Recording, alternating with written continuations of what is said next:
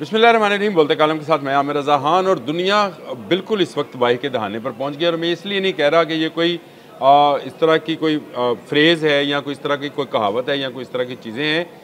बिल्कुल ऐसा नहीं है। लेकिन कोल्ड वार के बाद जो कि रशिया और अमेरिका में थे, अब हॉट वॉर जो है वो शुरू हो गई है।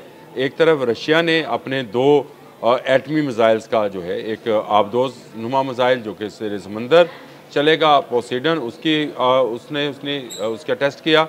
और उसके बाद एक उसने अपना ब्लास्टिक मिज़ाइल जिसका ब्रस्टनिक नाम है, इस ब्रस्टनिक का भी उसने टेस्ट कर लिया, जिसको कहा जाता है कि ये दुनिया के गिर्द चक्कर लगाकर कहीं पर भी एटमी धमाका कर सकता है। तो इस तरह से ये रशिया ने ये दावा किया कि वो दुनिया के दो मुखलिक तरीन हथियार रखता है।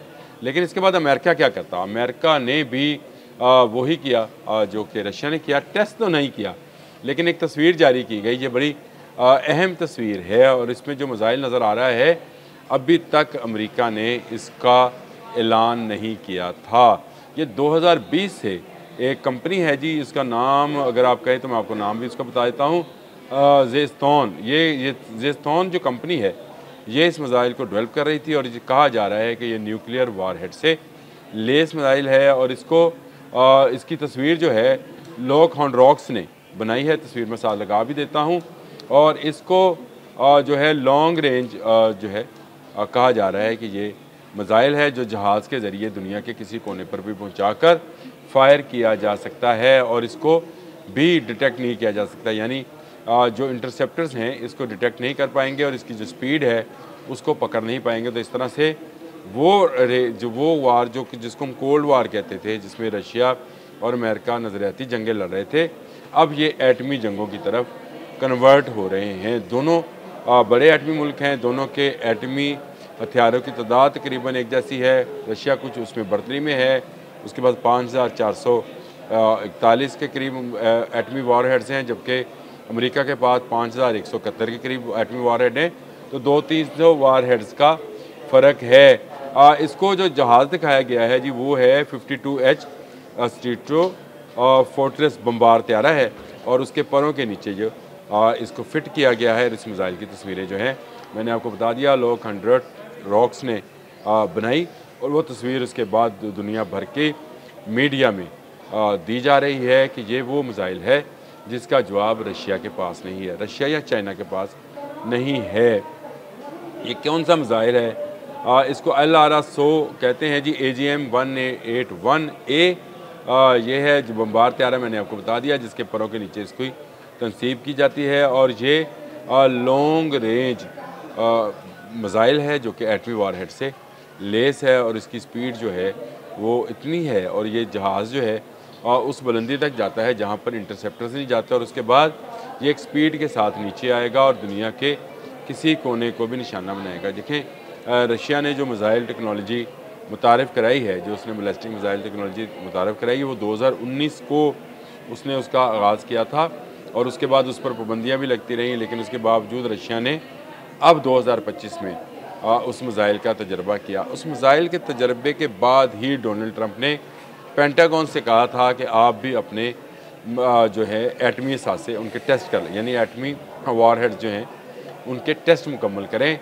क्योंकि रशिया हमें धमका रहा है, चीन हमें जो है वो धमका रहा है, तो हमें भी अपने ये इस तरह के टेस्ट करने चाहिए। इसके बाद उन्होंने जनूबी कोरिया को इजाज़त दे दी कि वो भी एटमी आबदोज़ जो है बना ले। तो इस तरह से दुनिया एटमी अदम फैलाव की बजाय एटमी फैलाव की तरफ जा रही है। ये बड़ा ही एक ट्रेंड है जो कि आ रहा है, नज़र आ रहा है, सामने आ रहा है। और इसमें बड़ी बड़ी तबाही जो है वो नज़र आ रही है। LRS अमेरिका के मुस्तकबिल के न्यूक्लियर मैं ज़रा पढ़ दूँ आपको। ट्राइडेट का एक बुनियादी हिस्सा होगा और नए B-21 रेडार स्टील्थ बम्बार के साथ काम करेगा।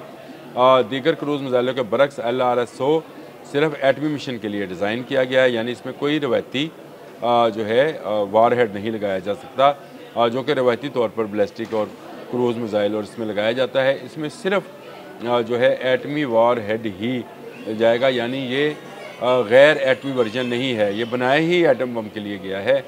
और इसको जो है वो मैंने बता दिया रेडर पर B-21 रेडर पर इसको नस्ब किया जाएगा। अगरचे अमरीकी फ़ौज ने अभी तक इस तैयार की तस्दीक नहीं की, लेकिन मुबसरीन का कहना है कि कैलिफोर्निया की एक ऑनर्स वैली के ऊपर इस तैयारी की परवाज़, जहाँ अक्सर एविएशन स्पोर्टर्स मौजूद होते हैं, शायद जानबूझकर इस ताकत का मुजाहरा किया गया है। रूस की बढ़ती हुई एटमी बयानबाजी के जवाब में, जिसमें पोसेडन और बोर्स्टेनिक, मैंने पहले भी ये जिक्र किया है, ये उसका जवाब है, क्योंकि अमेरिका की खामोशी का मतलब ये है कि वो बालादस्ती मान ले किसकी, रशिया की। तो ये किसी तौर पे भी अमेरिका को काबिल कबूल नहीं है।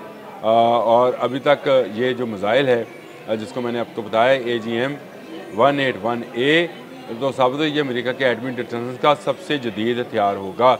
अब तक अमेरिका ने जितने एटमी वॉरहेड या हथियार बनाए हैं उनमें सबसे ज़्यादा जदीद है। और ये इसकी स्टील्थ टेक्नोलॉजी जो है, मैंने इसका भी जिक्र कर चुका हूँ, लेकिन क्योंकि मैं साथ साथ मुख्तलिफ मीडिया हाउसेस की जो ख़बरें हैं उनको भी आपके साथ शेयर करना चाहता हूँ, ताकि ये समझ आ सके कि हम जो चीज़ें बयान कर रहे हैं वो उस पर लोग किस तरह का तबसरा कर रहे हैं। और वो कह रहे हैं कि ये सब जो है रूस ने शुरू किया, अमेरिका इसका एंड करेगा। और अमेरिका जो है उसने अपना नया मिसाइल जो है, वो मिसाइल जो एक ऐसे जहाज़ पर होगा जो तकरीबन खला की बुलंदियों तक जाएगा और वहाँ से वो किसी भी इलाके को, किसी भी शहर को निशाना बनाएगा। और सिर्फ वो जो है वॉर हेड है, वो मिसाइल सिर्फ एटमी वॉर हेड के लिए तैयार किया गया है। ये एयर लॉन्च क्रूज़ मिसाइल मैं समझता हूँ दुनिया की तबाही के लिए अमेरिका ने बनाया है, या यूँ कह लें कि इससे दुनिया को तबाह किया जा सकता है। और आप वो बयान भी याद रखिएगा डोनाल्ड ट्रंप का, जिसमें उन्होंने कहा कि मैं 150 मरतबा दुनिया को तबाह कर सकता हूँ, यानी इतने मेरे पास एटमी हथियार हैं। और ये कोई ऐसी बात नहीं है, इसको इस मिसाइल को या इस क्रूज़ मिसाइल को ना S-400 रोक पाएगा ना S-500। S-400 जो इंडिया के पास था, आपने उसका मुजाहरा देखा, उसको हमने तबाह किया था। इसके बाद रशिया जो है S-500 तक चला गया है इंटरसेप्टर बनाने के लिए, जो कि ICBMs के लिए है, यानी इंटरकॉन्टिनेंटल बैलिस्टिक मिसाइल्स के लिए है।